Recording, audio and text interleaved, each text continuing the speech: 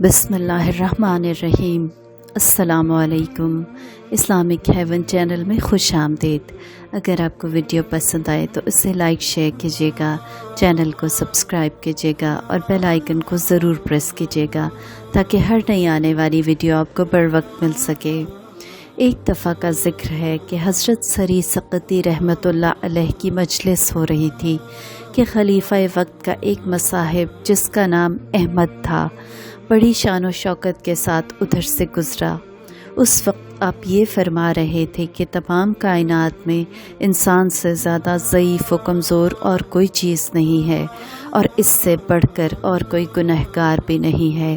یہ بات تیر کی طرح احمد کی جان پر لگی اور وہ روتا ہوا گھر چلا گیا۔ دوسرے دن پھر آیا مگر پہلے دن جیسی شان و شوکت نہ تھی۔ تیسرے دن لباس درویش میں آپ کے پاس آیا اور کہا کہ آپ کی بات نے میرے دل پر نشتر کا کام کیا ہے اور دنیا کو سرد کر دیا ہے۔ میں خدا کی طرف جانا چاہتا ہوں، راستہ بیان کریں۔ آپ نے فرمایا 2 راستے ہیں، ایک عام اور دوسرا خاص۔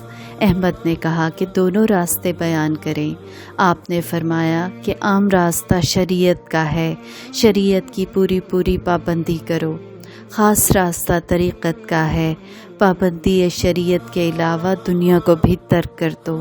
یہ سن کر احمد جنگل کی طرف نکل گیا۔ تھوڑے دنوں بعد ایک بڑھیا جو نہایت غمزدہ تھی آپ کے پاس آئی اور کہا کہ میرا نوجوان بچہ کچھ دنوں سے غائب ہے۔ آپ نے بڑھیا سے فرمایا کہ غم نہ کرو، ہر طرف سے خیریت ہے، جب وہ آئے گا تو آپ کو خبردار کر دیا جائے گا۔